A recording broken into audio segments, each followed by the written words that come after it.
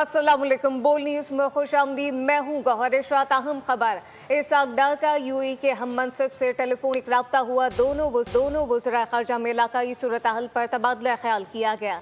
इसहाक डार ने कौमी सलामती कमेटी के फैसलों से आगाह किया है, जबकि भारतीय इल्ज़ामात इश्तियाल अंगेज़ बयानात पर पाकिस्तान का मौक़िफ़ पेश किया गया। तफ़सीलात क्या है, नुमाइंदा ख़ुसूसी सलमान अबान से जानते हैं। जी सलमान।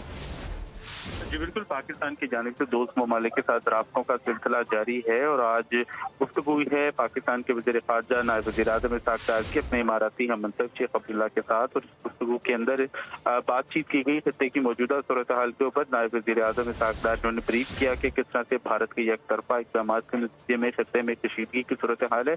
उसके बाद उन्होंने जो पाकिस्तान की तरफ से जवाबी इक़दाम किए गए हैं स्टेबिलिटी को बरकरार रखने के लिए, अपनी कौमी डिग्निटी को बरकरार रखने के लिए, उनसे यूएई के हम मनसब को आगाह किया। और उनका कहना था कि पाकिस्तान अमन चाहता है, लेकिन पाकिस्तान की जानिब से अमन की ख्वाहिश को कमजोरी हरगिज़ न समझा जा जाए। पाकिस्तान अपने जो कौमी वकार है उसके ऊपर कोई समझौता नहीं करेगा। पाकिस्तान हर तरह की सूरत हाल के लिए तैयार है। जी सलमान, साथ ही रहिए।